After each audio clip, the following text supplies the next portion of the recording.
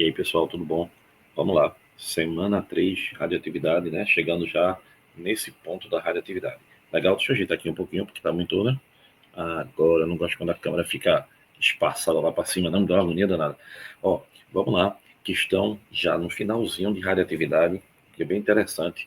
Então, deixa eu passar aqui o vídeo. Antes, ó, dá uma seguida no nosso canal, dá uma força, tá? Canal bem importante. Você aqui da academia também segue a gente na sua sala e também tirando dúvidas, que a gente sempre coloca material, questões lá na sala do seu grupo, tá?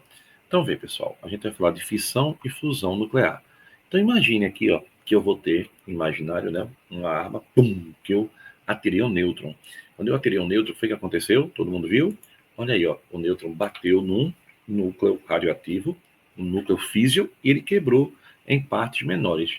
Isso aqui, ó, que a gente está vendo aqui.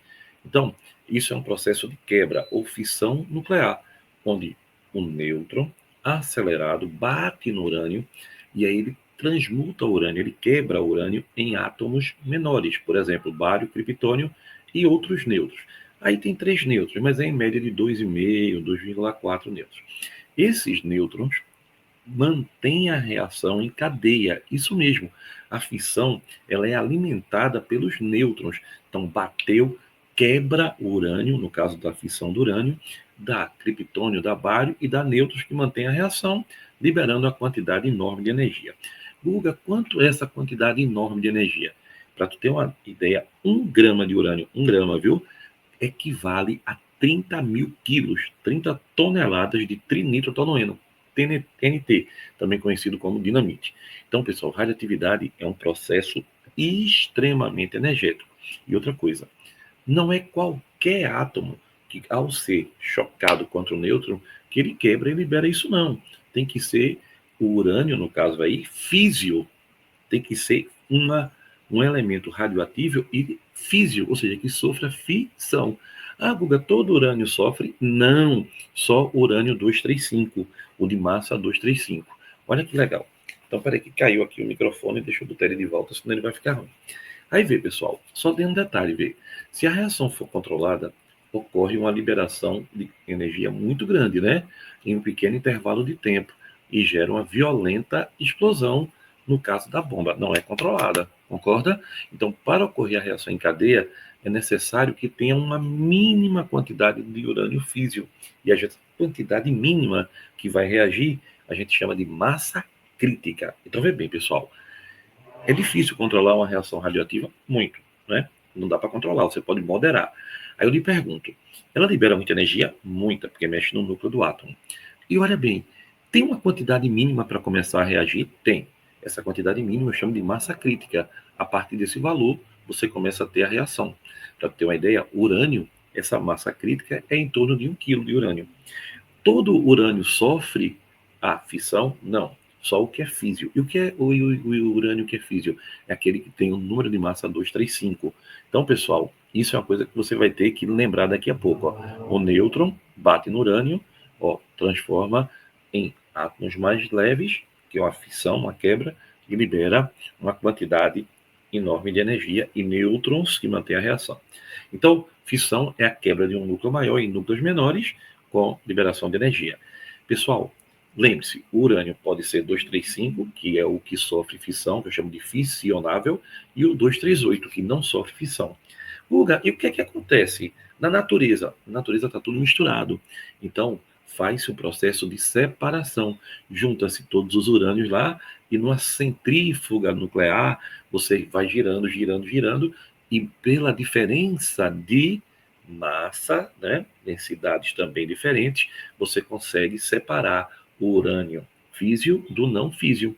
Para tu ter uma ideia, 5% de urânio físio dessa mistura eu consigo ter energia. 20% eu consigo ter medicina. Como assim ter medicina? Tem tomografia, PET, os exames médicos, os medicamentos, né? A partir de 20%. E para ter arma nuclear, bomba, tem que ser 90% ou mais de urânio físio. Então, pessoal, a fissão nuclear é um processo que ocorre em núcleos atômicos radioativos, logo instáveis, que é uma reação em cadeia, porque o nêutron vai mantendo com uma grande quantidade de energia. O nêutron vai sempre quebrando, liberando, quebrando ao redor. Lembre-se que a fissão nuclear é o que acontece na bomba atômica, mas também acontece no reator nuclear, nas usinas nucleares, tá? Então, pessoal, fissão nuclear, lembre-se, o nêutron é responsável pela reação em cadeia na fissão, onde núcleos maiores se transformam em núcleos menores, liberando uma quantidade enorme de energia. Guga, por que tu falasse de átomos instáveis? Porque radioatividade vem da instabilidade do núcleo, tá? Núcleo instável, lembra das primeiras aulas, é aquele que ou tem muito próton ou tem muito nêutron, ou está um desequilíbrio entre prótons e nêutrons, tá? Ou então, quando ele é muito pesado, a partir de 83 prótons, aí não tem acordo, ele vai ser sempre um núcleo radioativo, porque não consegue estabilizar 83 prótons ou mais. É muito próton brigando no mesmo núcleo, né? Núcleo bem pequenininho, cheio de próton, confusão da pitomba.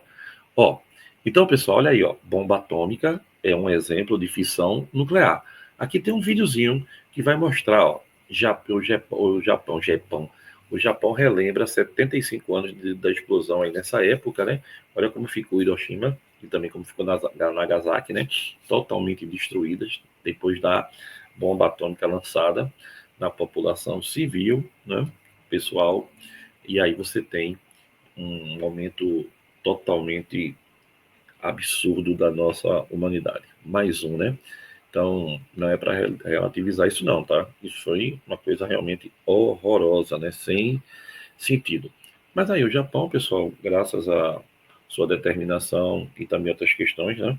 Eles conseguiram se recuperar. Hoje, Hiroshima e Nagasaki são duas cidades extremamente modernas, ó. Aqui tem, só para tu ter uma ideiazinha, né? Lembre-se, ó, que a bomba atômica, né? Ela destruiu, tá? E só tinha o que ela, a quantidade de urânio que ela tem em relação hoje em dia, meu Deus do céu, é uma espoleta. Então lembre-se, o que é enriquecer urânio, pessoal, é aumentar a concentração de urânio 235, ou seja, o urânio que pode ser usado como fissão, tá? Para combustível nuclear. Isso é através de uma centrífuga. Olha aí, ó. Enriquecer urânio. Pega o urânio natural, o mineral encontrado nas rochas, né? Aí o segundo passo, a etapa de trituração, e ele é dissolvido quimicamente para você ter aquele pó amarelo. Depois essa mistura é transformada em um gás chamado fluorina ou fluorita. Aí vai para uma centrífuga, onde o urânio mais leve sobe, o mais pesado, que é o 238, vai para baixo, tá? E aí lembre, o gás enriquecido em urânio 235, que é o mais leve, é enviado para outra centrífuga e o processo vai se repetindo até você ter o urânio 235 físio em grande quantidade. Lembre-se que as quantidades, quanto maior a quantidade, maior o poder dessa energia. Então, uma reação nuclear de uma bomba tem que ter um enriquecimento de urânio, ou seja, aquela amostra tem que ter mais de 90% do urânio físio, tá? Enriquecer urânio, pessoal, nem todo país pode, né? Só alguns países. Então, é um processo baseado em diferenças de densidade, logo também vai ser uma diferença de que velocidade de difusão e efusão. Oxê, e urânio é gás? Não, urânio ele é um quê? Ele é um sólido, não é verdade? É um metal sólido. Mas olha o que ele fez aqui, ó. Conversão, aí é uma mistura com fluorina para obter um gás, tá certo? Para poder ir para a centrífuga. Tecnologia top, né? Aí, pessoal, quando você consegue uma maior quantidade de urânio, você tem aí um urânio enriquecido, tá? Lembrar que a bomba atômica tem um detonador, né, que é um explosivo comum, que serve de energia de ativação para que ocorra o choque nuclear. Então, aí você tem uma quantidade que todo mundo conhece de energia. Olha aí, pessoal, mais aqui, ó, um videozinho de bomba atômica só para tu ver. Fissão nuclear, o núcleo de urânio, de prótons e nêutrons, né? Os elétrons que são a radiação beta jogado para fora, que são nêutrons quebrados, né? E aí olha o que é que acontece, você tem o nêutron acelerado, bateu, pronto, aí a reação perdeu totalmente, você não controla mais nada aí, você modera, mas não controla. Aí libera o quê? Núcleos menores e nêutrons que vão o quê? Mantendo a reação em cadeia e uma liberação de energia gigantesca, tá? Isso aí é um princípio da fissão nuclear, também princípio, infelizmente, das armas, né? Como uma bomba atômica. Pessoal, não esquece, tá? Aqui tem um videozinho, depois eu vou colocar para vocês, né? Que é o discurso, né? De Oppenheimer, bastante entristecido quando ele viu o que aconteceu. Algumas pessoas riram, algumas pessoas choraram, a maioria ficou em silêncio. Então, assim, é um depoimento dele sobre a bomba atômica. Pessoal, na verdade, você tem esse episódio aí da energia nuclear e a gente sempre liga muito ao quê? A guerra, né? Ao momento negativo. Quando não liga à guerra, a gente liga a acidente nuclear. Mas não é assim, tá? A gente tem energia nuclear usada também para se obter energia no dia a dia, para indústrias, para as casas, para tudo. E também tem energia nuclear para hospitais, que a gente vai ter vários exames e vários tratamentos da medicina nuclear. Então, tem um lado também positivo, embora o lado negativo seja absurdamente e não tem como a gente esquecer, né? Então, olha aí, aqui é um videozinho mostrando, né, o preparo e o lançamento da bomba. Esse é um vídeo real, né? Tem na Discovery, você pode olhar lá, um documentário sobre Hiroshima. Se tiver um estômago legal, assistir, tá? Vê, pessoal, agora vamos falar aqui, né, que olha como ficou a cidade, pessoal. 150 mil pessoas tiveram morte imediata nos ataques de Hiroshima e Nagasaki. E que muitas foram morrendo posteriormente com doenças também, né? Vinícius de Moraes fez uma poesia linda, né, que é aquela: pense nas crianças mudas telepáticas, pense nas meninas cegas e inexatas, pense nas mulheres rotas alteradas, pense nas feridas como rosas cálidas. Mas você pode depois ouvir aí, que é lindíssima, tá? Então, a Rosa de Hiroshima.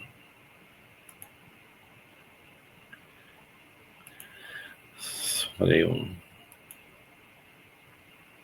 bastante entristecendo, né? A gente vê isso. Imagens reais. Olha aí, o relógio parou exatamente na hora do lançamento da bomba. Vê, pessoal, hoje em dia, cidades como Hiroshima e Nagasaki, olha como ficaram na bomba hoje em dia, e até hoje ainda tem, né? Aqui, mesmo a cidade toda reconstruída, deixaram para que nunca se esqueça o que é que aconteceu ali. E não se repita, né? Bem que o mundo está meio estranho. Então, pessoal, outra coisa sério é o teste, são os testes nucleares, né? Linus Pauling, que ganhou 2 prêmios Nobel, né, um de Química e um da Paz, ele foi um dos grandes defensores da extinção de testes nucleares, porque você explode bombas e mais bombas no deserto, no mar, e os efeitos aí, a gente nem sabe bem o que acontece, né? Então, em 63, vários países assinaram um tratado onde tinha uma interdição parcial de ensaios nucleares, dos testes nucleares. Mas, na verdade, isso não aconteceu bem, tá certo? Depois de 66 foi assinado o Tratado de Interdição Completa, mas a gente não sabe se isso até hoje funciona. Mas vamos falar de coisa boa. Vamos lá? Então, radioatividade não é uma coisa ruim. Primeira coisa é essa, tá? Radioatividade é uma forma de energia limpa. Quando um núcleo radioativo, ou seja, que ele é um núcleo que instável, quando ele quebra, quando ele fissiona, ele pode liberar radiação alfa, que é positiva, beta, que é negativa, e alfa com gama ou beta com gama. Gama não tem carga nem tem massa. Aí, Guga, o que explica sair do núcleo uma radiação beta que é negativa?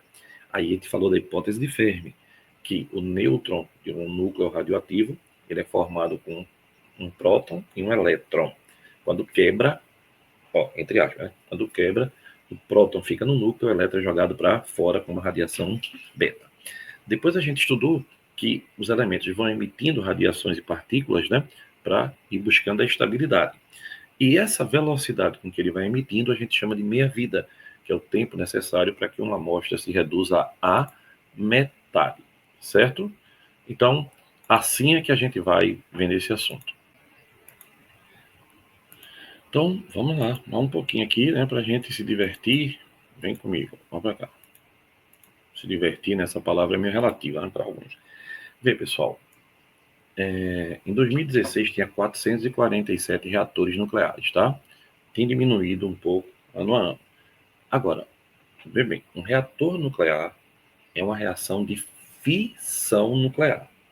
Guarde isso, tá? É fissão, não é fusão, tá? Então, pessoal, a fissão nuclear, ela ocorre, tá certo? Em uma usina de forma que, olha que interessante, eu vou mostrar primeiro aqui. Toda usina nuclear é perto do mar, de um lago, de um rio, para quê? Para captar água. Aí a água entra, quando essa água entra, dentro do reator está tendo o quê? Uma fissão, uma reação. Essa fissão libera uma quantidade de energia muito grande. Aí a água bate na parede do reator pela parte externa, tá? A água não tem contato com radioatividade, senão era bronca. Quando a água bate na parede do reator, está tão quente que ela vaporiza. Então, quando ela vaporiza, o vapor gira a turbina, e a turbina carrega a rede elétrica que joga para toda a cidade. Então, é um processo de fissão nuclear. Existem vários tipos de reatores, obviamente, né? Esse é um dos mais comuns. Então, olha aqui, ó, que eu estava te falando. Dentro do reator, fechadinho, totalmente isolado, né? Está tendo a reação. Aí o vapor da água vai passando, bate na parede e vira vapor. Esse vapor gira a turbina, que é o mesmo princípio de uma hidrelétrica, de qualquer outra. A turbina, ao girar, produz energia. Então, essa energia é jogada na rede. Lembre-se disso, que isso é importante, tá? Então, quando você tiver uma usina nuclear, resumidamente, você vai ter o quê? A água entra, tem aqui o reator está aqui, tá vendo? Então, aqui dentro do reator, está tendo a fissão, durante. Aí a água bate na parede, quando essa água bate na parede, ela vaporiza, gira a turbina tem um gerador, e esse gerador produz a energia que a gente vai ter em casa, tá certo? Dentro do reator, você tem uns garfozinhos. Esses garfos é onde tem o urânio físio, o urânio que vai sofrer a fissão. Olha aqui, ó, outra imagem bem bonitinha. Ó. Lembre-se, a água não entra em contato com o produto nuclear. Ela apenas o que? Bate na parede pela parte externa, vaporiza, gira a turbina, depois condensa e volta para o mar, ou volta para o rio, ou volta para o lago. Isso faz com que aumente um pouco a temperatura da água. E aí é uma poluiçãozinha que tem. Outro detalhe importante é que isso aqui que está saindo é vapor d'água, tá? A radioatividade é energia limpa, não produz gases poluentes, tá certo? Olha aí, ó, nossa usina de Angra, está aqui ó, perto da. Aí, pessoal, tem uma questão bem interessante, né? Sempre foi um problema a quantidade de armas nucleares dos dois lados, né? Do lado antes dito comunista e do lado de cá, lado dito capitalista. Então, na década de 50 para 60, a gente teve em Cuba, de Fidel Castro, né?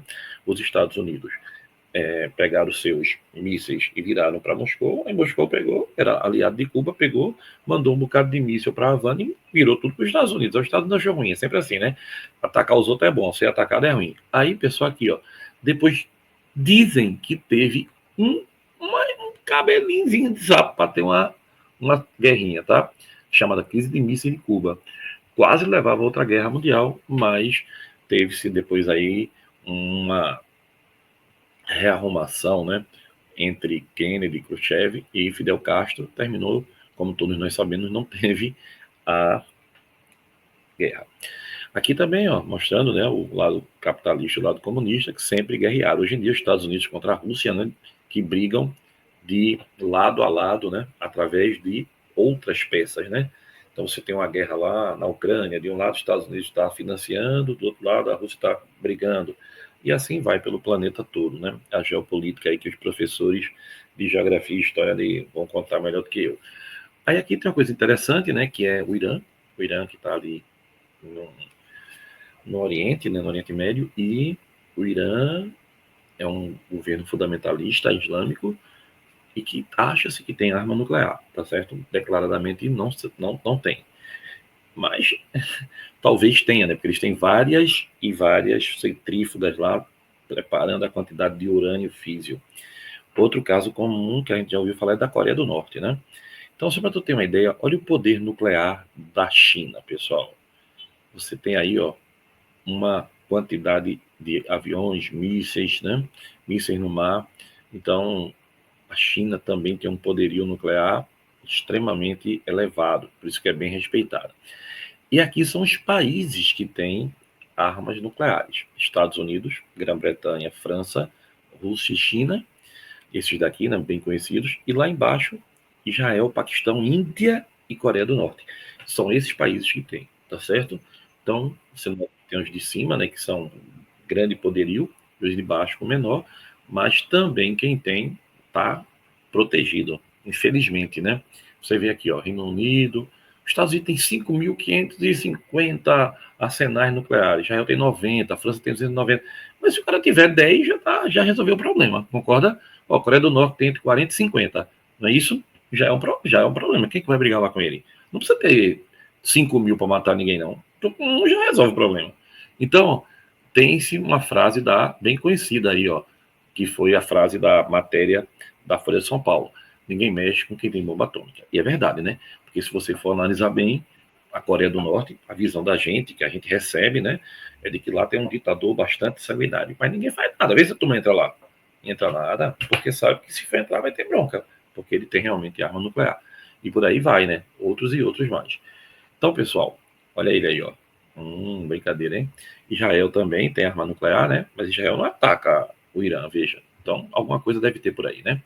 Então, vamos lá, pessoal. Mas o que nos interessa é o que nos importa. Então, o governo dos Estados Unidos afirma que Irã tem capacidade para fabricar bomba nuclear em menos de 2 semanas. Isso aí foi em 2023. Então, faz 2 semanas, muito tempo, viu? Vamos ver. Aqui, pessoal, agora a gente vai para outra coisa, vê. Preste atenção. Existem boatos. Ah, tem fusão a frio.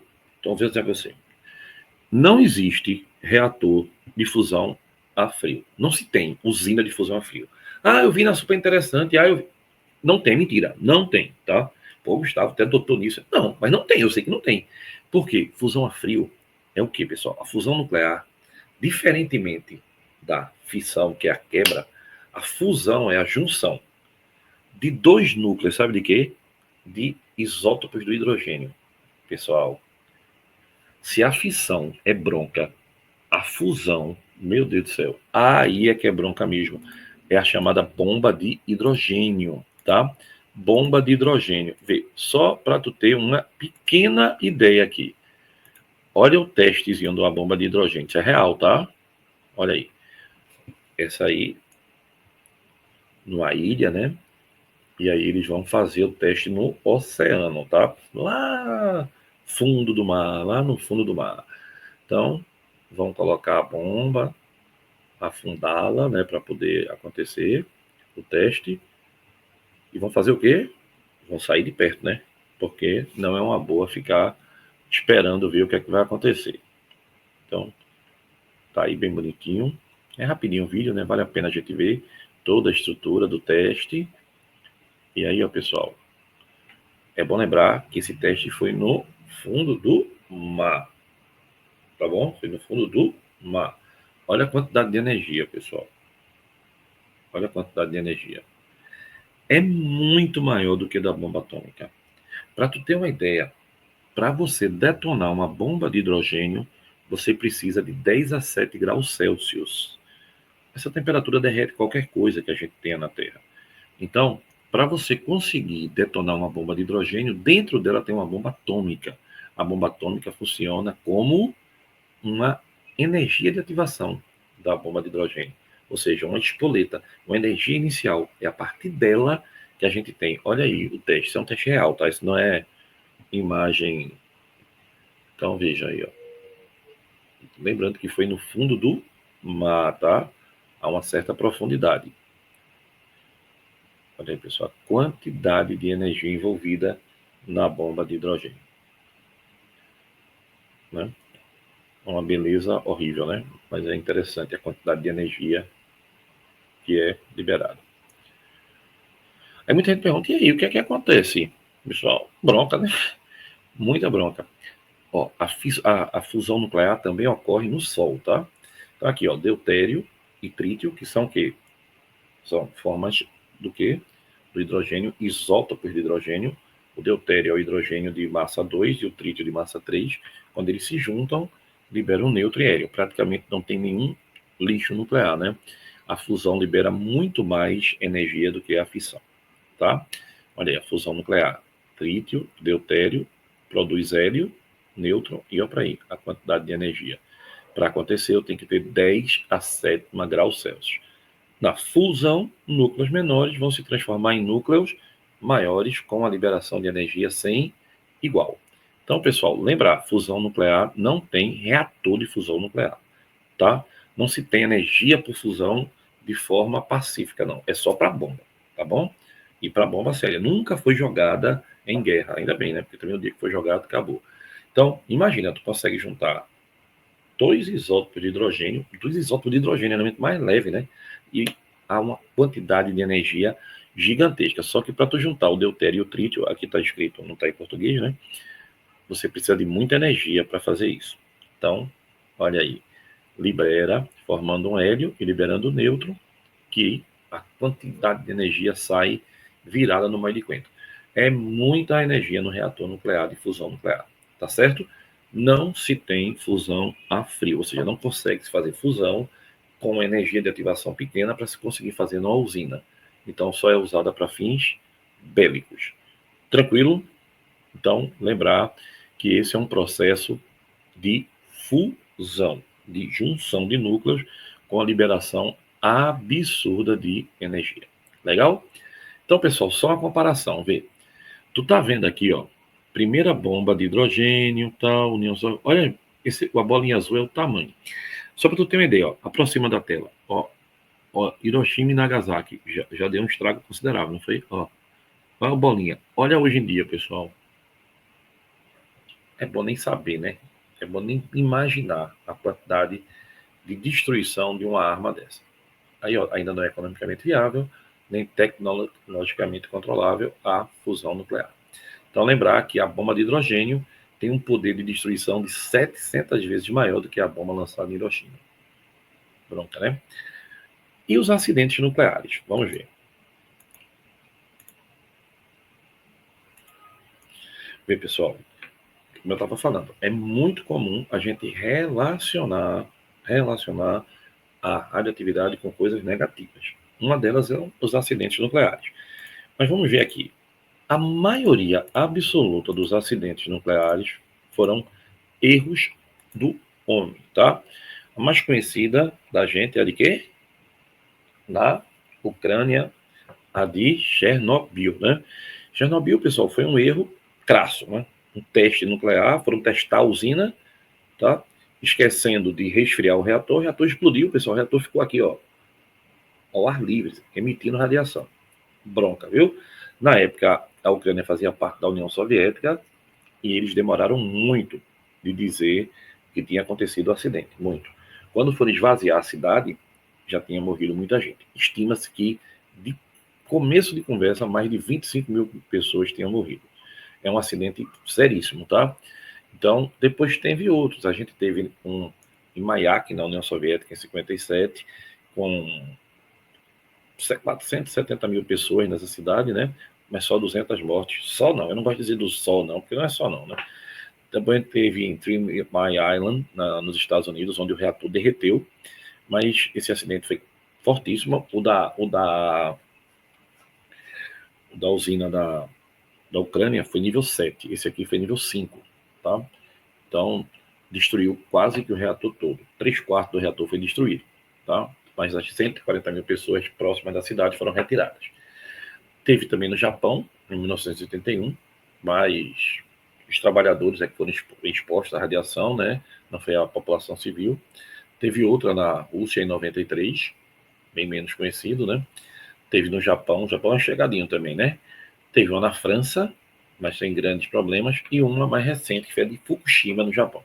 Essa aí não foi culpa do homem, não. Essa daí foi um tsunami, né? Um terremoto de magnitude 9, depois de um tsunami que destruiu aquela reação ali de Fukushima, e foi um acidente seríssimo. Para você ter uma ideia, não, dizem que não houve exposição do elemento radioativo, mas apenas da água que resfriava o reator. Também apenas é relativo, né? Porque é água caindo no oceano. Então aqui é uma brincadeirazinha, né? O Japão irá despejar 11.500 toneladas de água radioativa no mar. Aí, sei não, você ainda anda muito estranho ultimamente. Aí, ó, uma brincadeira, né? Como a radiação provoca alterações. Pessoal, vê, aqui, ó, Chernobyl, você hoje em dia tem uma cidade totalmente abandonada. E o pior, pessoal, aqui, ó, reator totalmente exposto e as pessoas não sabiam bem o que estava acontecendo aí, então foram muito expostas a essa radiação. O problema maior de um acidente desse é que essa região aí nunca mais vai servir para nada, viu? Aí acabou. Então, o que é que fizeram? Como não tinha jeito, a radiação está sempre emitindo lá, eles sobrevoavam e jogavam, veja, eles jogavam chumbo e ácido bórico. Pessoal, estava tão quente que o chumbo, antes de bater, ele já vaporizava. Imagina, temperatura da peste. Eles queriam jogar chumbo para ver se conseguia fechar, né? Aí a saída foi fazer um tal de sarcófago, uma estrutura, tá? De concreto, segurando a radiação. Imagina a radiação aí dentro. Depois de 20 anos, o sarcófago começou a ter vazamento. Aí fizeram o quê? Um novo sarcófago por cima do sarcófago. Então vai virando um bolo de rolo, né? Daqui a pouco dá para ver da lua o sarcófago. Mas não tem outra saída. Aqui foi de Fukushima, né? O quanto a água foi atingindo o oceano até o outro lado do planeta, né? E o Brasil tem um acidente horroroso, um acidente do Césio 137, que foi catadores de lixo, né, que pegaram uma máquina num hospital abandonado, numa clínica abandonada, e dentro dessa máquina de raio-x, nessa época, tinha o Césio 137, que é um elemento radioativo. E as pessoas não sabiam bem o que era aquilo. E aí, quando eles abriram a máquina, eles ficaram encantados, porque tinha uma luz azul que iluminava tudo, ficava lindo e tal. Então, o que é que aconteceu? Eles foram expostos à radiação com Césio 137. Bronca, pessoal, até descobrirem o que aconteceu, né? Foi um problema considerável. Então, o Brasil tem um maior acidente nuclear em área urbana, certo? Então, vamos lá, vamos ver na medicina agora.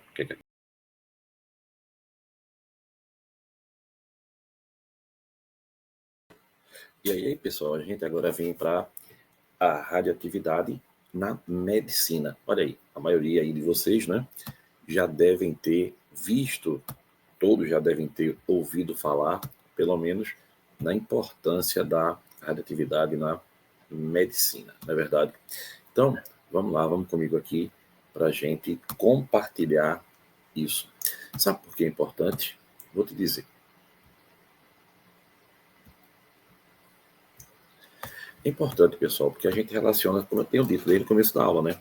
A gente relaciona a radioatividade sempre com alguma coisa muito negativa, tal, e não é bem assim. A radioatividade tem uma serventia importantíssima no nosso planeta, não só na questão energética, mas também na questão da medicina, na questão dos alimentos.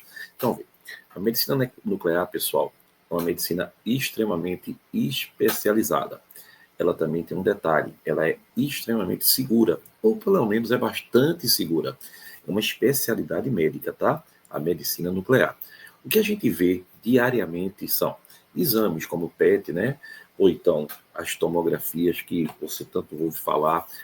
A PET é a tomografia por emissão de pósitron. Pósitron, lembra? Um beta positivo. E, pessoal, a partir de um contraste que o paciente toma, você consegue mapear através de uma máquina exatamente o caminho que ele está tomando. E aí você consegue, entre outras coisas, você consegue, por exemplo, visualizar uma tumoração ou então algum entupimento da artéria, ficando um exame bem mais preciso, os exames de imagem. Lembre só um detalhe, raio-x não é radioatividade, legal? Aí vê, aqui a gente tem, né, um episódio que aconteceu há pouco tempo, que um homem morreu ao ser sugado num túnel de ressonância magnética em um hospital. É um detalhe, pessoal, ninguém pode entrar para fazer uma ressonância magnética com nada de metal. No Brasil, né, um homem, essa mania de armas tal, entrou com uma arma, embora você assine um documento dizendo que você não tem prótese, se a pessoa tiver uma peça dentária não pode entrar, anel, não pode entrar com nada de metal, porque tem um grande imã ali atrás. Então um homem entrou com uma arma, a arma foi sugada pela máquina, disparou e ele morreu. E depois ainda quis processar o hospital, quando na verdade foi o hospital que processou ele porque estragou a máquina. Ele não, né? A família dele. Então, lembrar que a medicina nuclear é uma medicina extremamente especializada. Vê bem, é bem importante falar isso. Então, deixa eu só tentar aqui dar uma aprofundada rápida. Pessoal, se você me perguntar assim, Guga, por que não se pode entrar com uma máquina, uma arma, perto de uma máquina de ressonância magnética na sala, né? Pessoal, é simples, não se pode entrar com metal, não é só arma não, metal, com uma sala com uma ressonância magnética próxima, devido ao forte campo, ressonância magnética, ao forte campo magnético gerado por esse equipamento. Olha bem, o magnetismo da ressonância é extremamente poderoso, pessoal. Ele pode atrair objetos metálicos e aí vai causar o quê? Riscos à nossa segurança. Ou, se for uma prótese, alguma coisa, um ferimento grave. Ou então, também um dano à máquina, que é uma fortuna incalculável. Além disso, os metais também, eles podem interferir no sinal da ressonância magnética. Tu concorda? Metal, bom condutor, não é? Aí prejudicando o quê? A qualidade do exame, a qualidade da imagem. Tanto é que você não pode nem se mexer muito, né? Nem muito não, você não pode se mexer. Olha, dependendo do tipo de metal, ele pode até aquecer. Metal é um bom condutor devido aos elétrons livres da última camada, né? E aí tem uma interação com o campo magnético, causando um desconforto, lesão, problemas seríssimos. Então, por isso que antes de realizar o exame, o paciente responde um questionário dizendo que não tem nada que tenha metal ali no seu material, no seu corpo, ou próximo a si. Então, aqui, ó, mais uma coisinha aqui para a gente ver. Olha que legal. Veja, essa questão que a gente falou, né? Então, pessoal, olha aí, ó. Advogado pró-armas é baleado pela própria arma durante o exame de ressonância. Campo magnético da máquina de ressonância puxou a arma e morreu após ser baleado. Aí, vítima tinha assinado um termo com orientações. Então, você vê, né, pessoal? Lógico que morreu, ninguém quer que ninguém morra, mas é totalmente imprudente do lado da pessoa, né? Outro detalhe importante é a gente lembrar: existe quimioterapia e existe radioterapia. Pessoal, pessoas que fazem o tratamento de quimioterapia, ele usa um medicamento. O medicamento, geralmente venoso, né? Ele é usado para destruir as células doentes, as células que estão formando o tumor. Aí os medicamentos entram na corrente sanguínea e eles são levados a todas as partes do organismo. Aí ele vai e destrói a célula doente, que estão formando aquele tumor, mas também tem um problema, ele se espalha pelo corpo. Então, as células que são mais rapidamente repostas também são atingidas. Então, cai cabelo, a pele resseca, cai os pelos, a pessoa perde o gosto, a saliva. Então, é um tratamento mais abrangente. Já a radioterapia é um tratamento onde a radiação ela é usada diretamente para o lugar do tumor. É como se fosse um tiro ali de radiação naquela tumoração, para fazer com que as células morram. Logicamente, também quem está um pouco ao redor também é atingido, mas é um tratamento mais pontual, enquanto a quimioterapia é um tratamento mais sistêmico.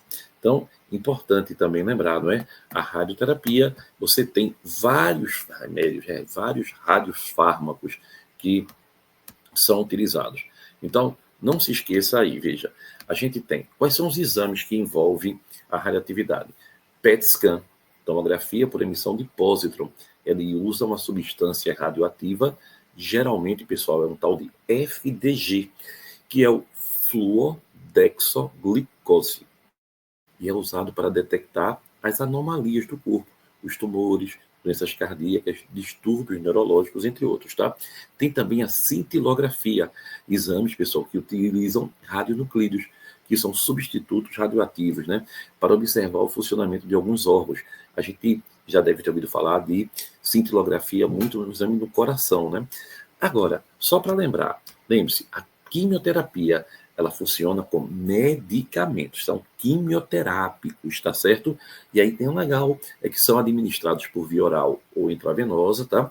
E esses medicamentos, como eu tinha falado, eles vão destruir as células cancerígenas ou impedir também o seu crescimento, tá? Já o efeito da quimioterapia, ele não é tão específico. Então, pessoal, a indicação é usada quando o câncer se espalhou, a chamada metástase, ou quando não é possível tratar com a cirurgia. Outro detalhe importante é a radioterapia. Aí, olha, uma radioterapia é o quê? Radiação, tá? Geralmente é uma radiação de alta energia, tá? Para destruir ou danificar aquelas células cancerígenas do tumor, numa área específica, lembra? Pontual do corpo, tá? O objetivo, pessoal, é queimar, destruir o DNA da célula cancerígena para impedir que ela cresça. O efeito da radioterapia é mais localizado, tá? Ele atinge uma área específica. Então, seus efeitos colaterais tendem a ser mais restritos àquela área que for tratada. Queimadura na pele, fadiga, etc. A indicação, ele tanto pode ser tratado por cânceres localizados, tá? Antes ou após cirurgia, para reduzir o tumor ou mesmo para aliviar alguns sintomas. Uma coisa também muito importante da gente falar é quimioterapia é um tratamento sistêmico, afeta todo o corpo, como medicamentos, enquanto a radioterapia é um tratamento localizado, tá certo? Então, vamos lá, vamos continuar aqui com mais uns pontinhos para a gente falar dos tratamentos, né, no uso da medicina nuclear. Vê, pessoal, vem cá. Tá achando a câmera estranha hoje, né?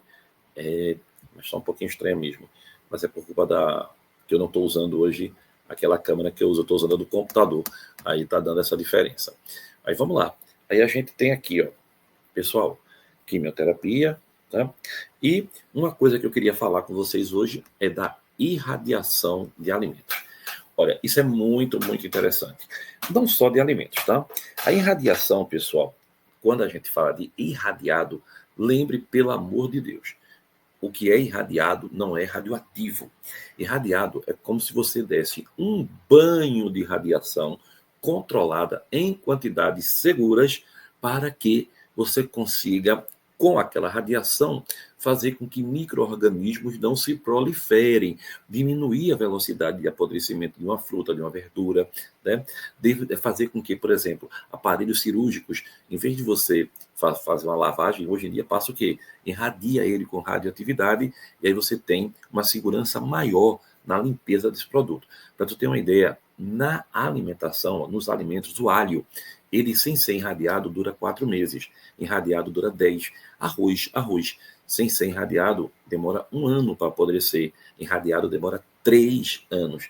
Farinha demora 6 meses, quando é irradiado demora 2 anos. Então, o objetivo do alimento irradiado é o que, pessoal? É aumentar o tempo de vida útil, não permitir que ele apodreça rapidamente e também matar os micro-organismos. E o que é que a batata Ruffles tem a ver com a radioatividade? Pessoal, né, as batatinhas, cuidado, não vai pensar, a batata Ruffles é radioativa, nada disso.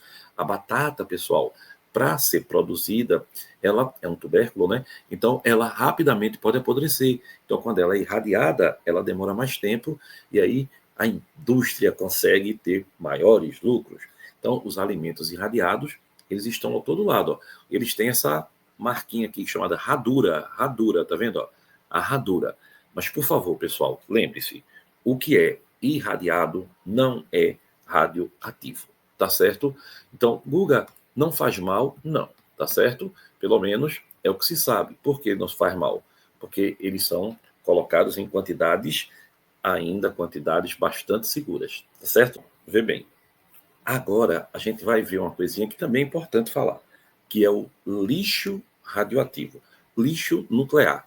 Olha bem, deixa eu mostrar para vocês aqui um pouco sobre lixo nuclear. Vem comigo, vem, vem. Ó, tá vendo aqui? Lixo nuclear. Pessoal, lembre-se, o lixo nuclear, ele tem atividade. O que quer dizer isso? Ele faz mal. Então ele não pode ser jogado em canto nenhum. Ele tem que ser armazenado. guardado com segurança. Os rejeitos de usinas nucleares, eles são colocados em recipientes especiais, esses tambores bem vedados, tá? E são colocados em depósitos, tudo de concreto, com bastante cuidado para não ter nenhum vazamento, para não vazar no lençol freático, nada disso. Tem que ser um local extremamente cuidadoso. E deixar lá, pessoal, entre 50 e 300 anos, na melhor das hipóteses, tá? Lembrar que lixo nuclear criou aquele problema no Brasil. Lembra que a gente conversou sobre o Césio 137?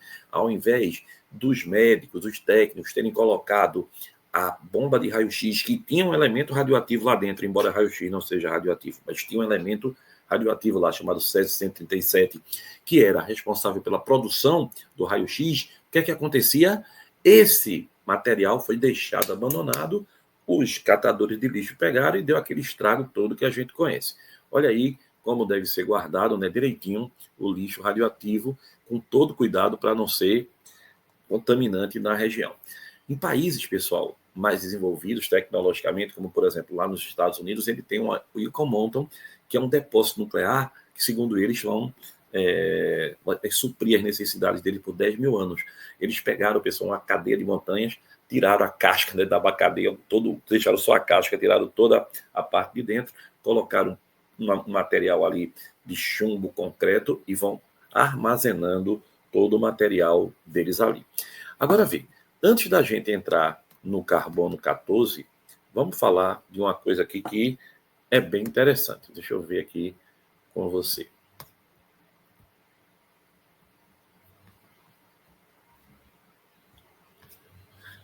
Guga diz.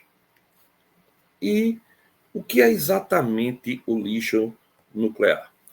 Vê bem, pessoal, o que é exatamente o lixo nuclear? O lixo nuclear, o lixo radioativo, é qualquer material que foi contaminado por uma substância radioativa. Qualquer material, tá certo?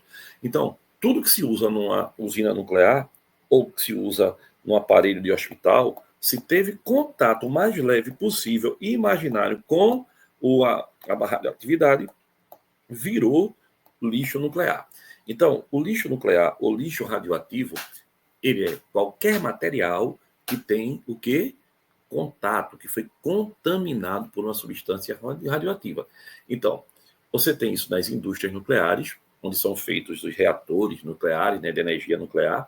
Eles são hospitais e clínicas que utilizam radiação em tratamentos médicos, pequenas pesquisas, exatamente, nas universidades também tem lixo nuclear, equipamentos eletrônicos, algumas baterias e aparelhos, tá certo?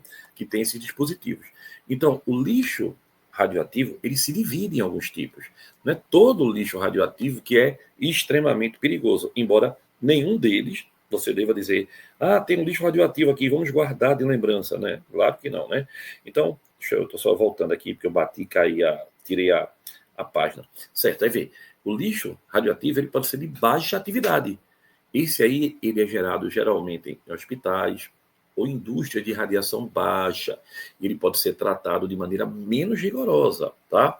Mas, pessoal, o seu armazenamento tem que estar lá garantido, não pode deixar em qualquer lugar não, tá? O lixo de meia atividade, ele contém, pessoal, o quê? Materiais com maior radiação, resíduo de reator, então o período de guarda dele já é bem mais demorado. E aí tem a bronca, que é o lixo de quê? De alta atividade. O lixo de alta atividade, ele vem de reatores nucleares e pode ser, pessoal, extremamente perigoso. Ele emite radiação intensa. Há uma teoria de que após 10 emissões radioativas, o elemento perde o seu poder de atividade muito forte. Mas olha bem, lembre-se, o tratamento do lixo radioativo deve ser armazenamento, um sistema de contenção, onde o lixo é embalado em materiais que impedem a radiação de vazar, depósitos geológicos. Olha, é a forma mais segura de descartar o lixo de alta atividade, tá? É armazená-lo em depósitos geológicos profundos, tá? Em regiões que não tem abalo sísmico, que não vai passar lençol freático, tudo isso para você ter uma maior segurança. E por quê? Porque ele é perigoso, tá? Ele é perigoso, ele tem atividade, ele é letal. Eu queria falar uma coisa que, dando aula, me perguntaram na sala. Pessoal, sabia que a radiação cósmica é uma forma de radiação que é proveniente de quem? Do espaço e que chega à Terra o tempo todo, não é verdade? Pode ser detectada por sensores e é, de fato, uma das formas, pessoal, naturais de radiação a que nós estamos expostos. Só que tem um detalhe, vê, a curiosidade disso é que viagens em altitudes mais altas, como, por exemplo, astronautas, tá certo? Ou até mesmo a gente em voos internacionais, acaba recebendo uma dose maior dessa radiação cósmica, já que a atmosfera da Terra serve como um escudo que bloqueia parte da radiação. Além disso, a radiação não é algo só ruim, tá certo? Ela é usada, quando ela é usada de forma controlada, ela tem diversas aplicações úteis, como a gente acabou de ver. Então, pessoal, é importante a gente lembrar isso. Guga, e a gente tem material radioativo dentro da gente? O que é que tu acha? E aí, me diz? Temos, né? Um é bem conhecido. Qual é? O carbono 14. Exatamente, pessoal. A marcação por carbono 14. Vê que coisa interessante falar sobre isso. Olha, o carbono normal é o carbono 12. Esse não é radioativo. O carbono 14, esse é radioativo. Então, com o tempo, veja bem, a gente vai ter aqui um detalhe que é bem importante. Deixa eu colocar aqui o slidezinho para que a gente possa se divertir olhando para ele.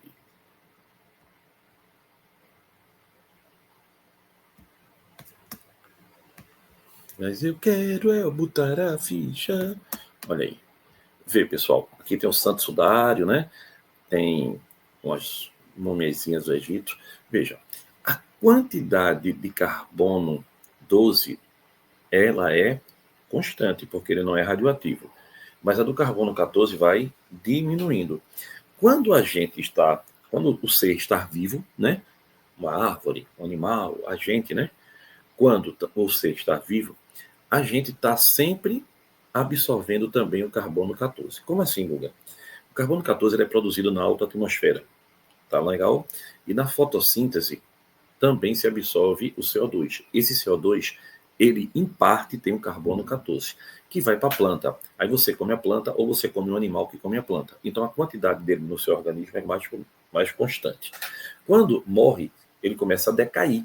E aí essa datação radioativa é exatamente a relação entre a quantidade de carbono 12 e a quantidade de carbono 14 que vai decaindo. O detalhe, pessoal, legal disso é que a cada mais ou menos 5.600 anos, o carbono se reduz a metade, tá certo? É o tempo de meia vida. Então, é uma técnica que você consegue saber mais ou menos o tempo que aquele material viveu. A gente tem um caso bem conhecido que é o Santo Sudário, que segundo a igreja e segundo os que acreditam, né, foram os panos que cobriram o corpo de Cristo. Aí, quando se faz pela datação do carbono 14, há algumas universidades dizem que pode ser, outras dizem que dificilmente seria, mas lembre-se, é uma questão de fé, tá? Outro detalhe importante é aqui, ó. A gente pode ver essa questão do Santo Sudário. Vamos ver aqui, ó. A mortalha de Turim, também conhecida por Santo Sudário, é uma peça de linho que possui a imagem de um homem que sofreu violência física semelhante ao ato de crucificação. Tudo indica que o homem coberto por ele foi Jesus Cristo. Fizeram uma exposição em 2010 e mais de 50 mil fiéis foram comprovar de perto esse mistério. O sudário está guardado na Catedral de São João Batista, em Turim, na Itália, desde o século XIV. E a polêmica é revisada de tempos em tempos. Pessoal, depois eu vou colocar esse videozinho para vocês, né? Mas lembra, como é que é o carbono 14? Na alta atmosfera, né? Os nêutrons batem no átomo de nitrogênio, o nitrogênio se transforma no carbono 14, que é aderido ao CO2, que é ou vai para a planta na fotossíntese, que absorve esse CO2 radioativo, né? E aí ele fica na cadeia alimentar, ficando quase que numa condição constante enquanto vida nós temos. Olha que legal aí, ó. Nós temos o nitrogênio, 14, leva uma chapuletada do nêutron, se transforma em carbono e libera o próton. O detalhe fundamental disso tudo, pessoal, é que quanto mais tempo tem a amostra que você quer analisar, mais perto da realidade você vai ter, tá? O tempo. Por quê? Porque tem um erro, né? Então, quando, por exemplo, o corpo de Cristo, 2.000 e poucos anos, né? Então, só o tempo de meia-vida dele é de 5.600. Então, não tem nenhuma meia-vida ainda. Então, esse erro, aí tu vai dizer, mas é um erro de 100 anos. Mas um erro de 100 anos já é uma confusão danada, né? Então, o que é que acontece? O ideal é que sejam amostras bem antigas. Quanto mais antigo, maior a proximidade do valor real. E aqui, ó, pessoal, são os aceleradores de partícula. Isso aqui é bem legal, né? Que elas vão sendo aceleradas, as partículas, e aí bate no nuclídeo. Quanto mais acelerado tiver, com maior velocidade, mais ele quebra o nuclídeo. Quanto mais ele quebra, mais para dentro você consegue analisar. Então a gente sabe que tem os férmions, que são as partículas que constituem a matéria, prótons, nêutrons e as partículas ainda menores que as constituem, são os quarks, elétrons e neutrinos. Tudo isso são férmions. Já os bósons são partículas mediadoras. O que é isso? Elas transmitem a força. No caso do bóson de Higgins, que a gente ouviu falar também, a massa, né? Os bósons fazem o que é uma mediação das interações. Pessoal, lembre-se, o núcleo é muito pequeno, então ele é pequeno e pesado. Então ele tem ali muita massa para pouco espaço, ele é muito denso, né? E um campo de repulsão muito grande. Então, os bósons são exatamente essas partículas que vão fazer a manifestação do equilíbrio dessas forças. E aí você tem, ó, 3 gerações, férmions e bóson. Aí tem, no caso dos férmions, tem os quarks, Up, Down, Charm, Strange e Bottom. Tem os leptons, que são elétrons, muon, tal, né? E os bósons, que são gluons, fótons, bósons, bóson W, bóson Z e o bóson de Higgs. Então, pessoal, são as estruturas cada vez que você vai entrando mais fortemente na matéria. Olha que legal. Não esquece isso, que é só para você ter uma ideia, tá? O nêutron, ele tem 2 quarks, tal, e um up. Tem que decorar isso? Não, eu só estou falando para tu ter uma curiosidade. Já o próton tem 2 up e um down. Então, é a maneira como eles são formados no núcleo. Não é bonito? E aqui, pessoal, coisas do Brasil, né? Material radioativo roubado no Rio de Janeiro pode matar, diz especialista, né? Roubaram um carro com material radioativo. E agora a gente vai... pessoal, coisas do Brasil. Vamos lá. Olha, ele diz aqui, uma questão agora para a gente se divertir. Estão prontos? Google, esse teu contraste aí, se divertir, é muito, muito relativo. Pessoal, é verdade, né? Tem uma aluna minha, Helena, que ela diz, Gustavo, teu conceito de diversão é muito relativo em ciência, né? Mas é bom. Ora, devido a uma série de eventos recentes, o mundo vive à sombra de um pesadelo nuclear, resultado da invasão russa na Ucrânia, iniciada em 24 de fevereiro de 2022, 3 anos aí. A usina nuclear, cada nome lindo, viu? Zaporizhzhia, não sei não. A maior da Europa, localizada na região de Oblast, na Ucrânia, foi alvo de bombardeios e se encontra atualmente ocupada por tropas russas. A situação traz preocupação em a recordação de um acidente ocorrido em 26 de abril de 1986. Nesse dia, a usina nuclear de Chernobyl, localizada próxima a Seat de Pripyat, na Ucrânia, ocorreu uma explosão do reator 4 durante um teste de segurança que resultou na liberação de grande quantidade de material radioativo na atmosfera. Estima-se que 63% desse material radioativo tem atingido a Ucrânia, Bielorrússia e Rússia. Outros países, como Irlanda, também registraram precipitação da chuva radioativa. Aí tem aí, pessoal, a usina, tal, né, torre de resfriamento, tal. Como funciona uma usina nuclear? Uma usina nuclear, como a de Zaporizhzhia, eu queria saber esse nome, mas não dá para saber, eu devia ter botado no Google antes, né? São usados em diversos países para a produção de energia elétrica. Uma usina nuclear típica é formada por um reator nuclear, no qual cilindros contendo urânio são mergulhados em um tanque com água. Os átomos de urânio são bombardeados com nêutrons, divide-se, e nesse processo ele libera energia, a fissão, né? Que é usada para aquecer a água. A água não entra em contato, lembra que a gente falou sobre isso? Aí a água, o quê? Vaporiza e vai lá mexer as turbinas.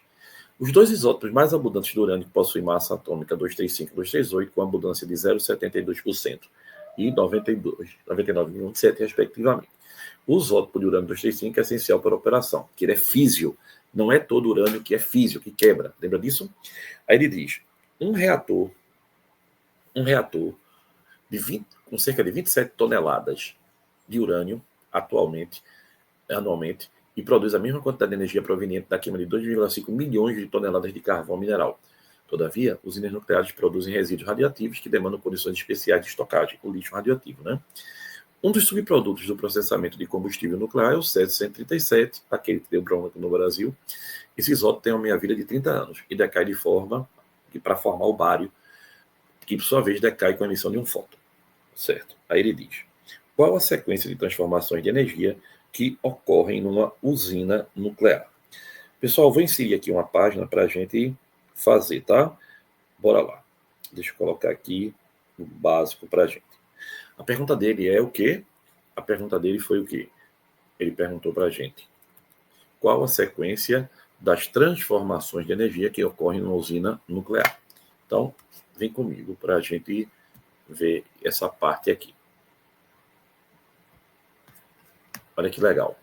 Ele diz assim: pessoal, a sequência de transformações que vão ocorrer numa usina nuclear, a gente já sabe que é, primeiro, a água aquece. Então, você vai ter o quê?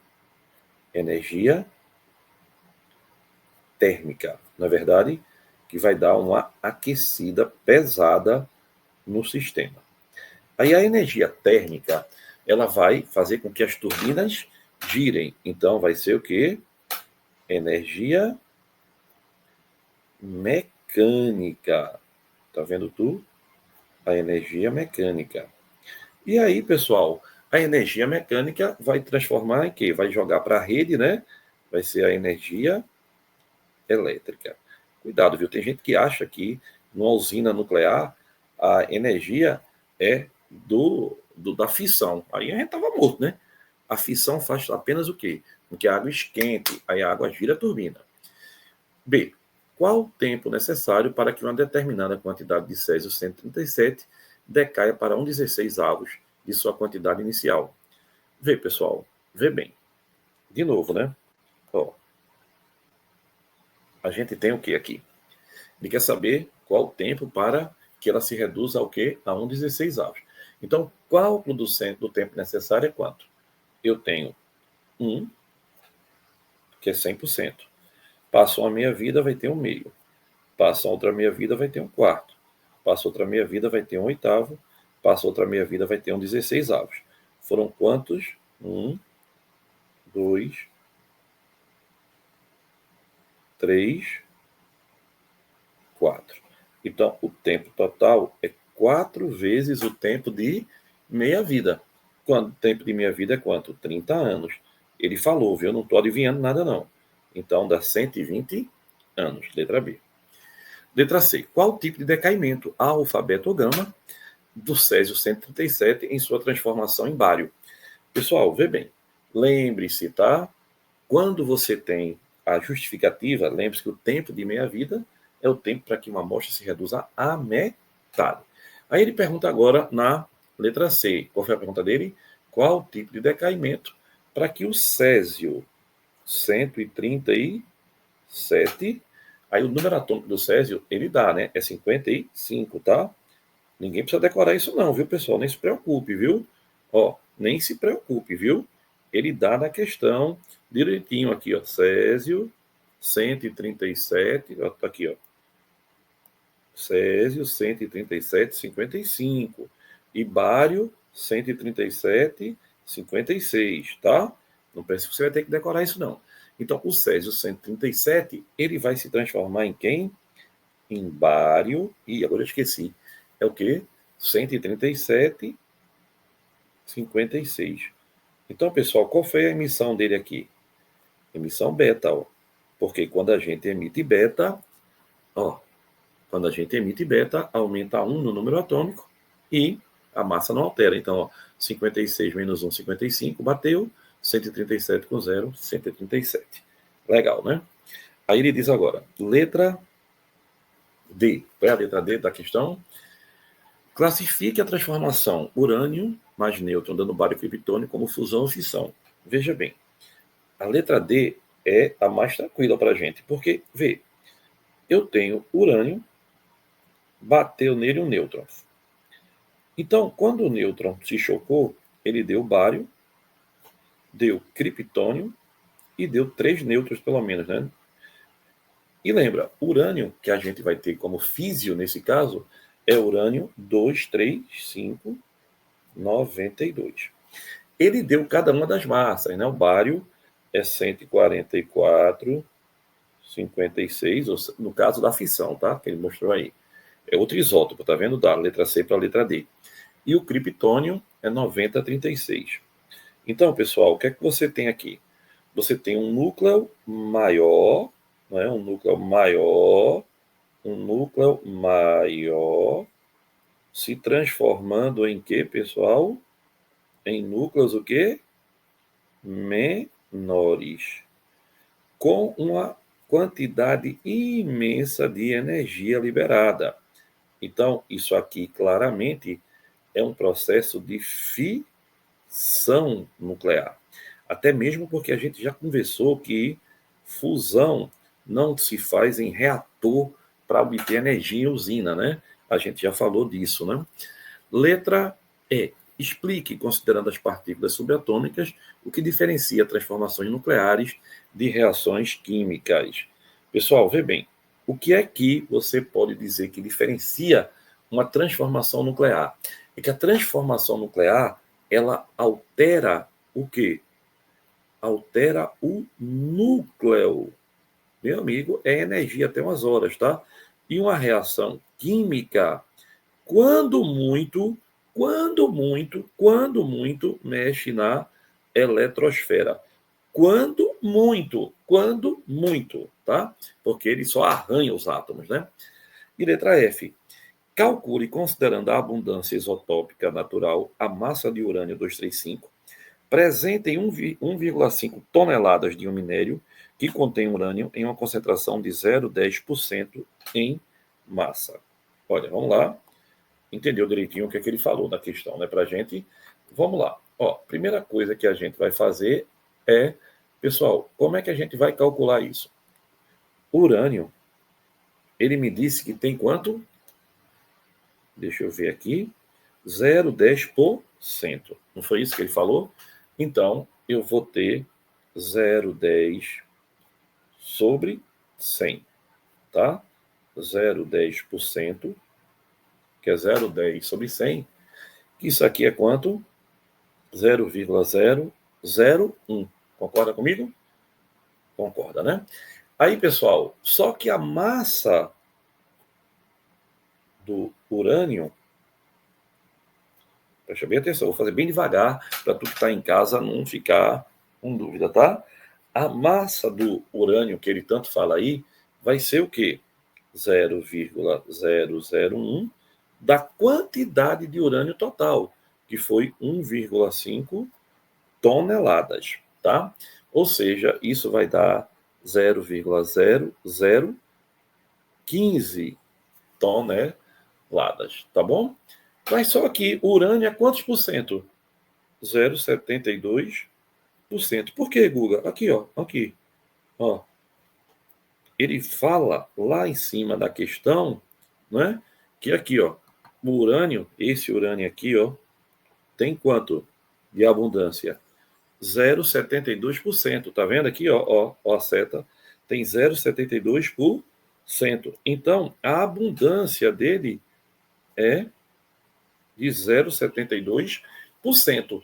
Logo, pessoal, eu vou dizer que 0,0015 toneladas, tá certo? É se fosse tudo do mesmo urânio, só que desse é só 0,72%. Então, fazendo essa continha, isso vai dar aproximadamente 1,08. Eu tentei fazer, mas apagou aqui. Mas vai, vezes 10 a menos 5 toneladas. Tá certo? Aí, pessoal, ele quer saber o que? Em grama, né? Isso aqui em grama, 1 tonelada tem 10 a sexta grama. Então, isso aqui em grama vai ser aproximadamente 10 gramas, 0,8. Ufa, que questão grande da pitomba, não foi? Mas foi bonita, né? Então lembre, por que tu multiplicasse por 0,72? Porque ele fala na questão que nem tudo ali era o urânio que a gente queria. Gostaram dessa? Estamos só começando. Beijo, pessoal. Valeu. Brigadíssimo e até a próxima. Segue o canal, segue o Instagram, me dá uma força. Beijo.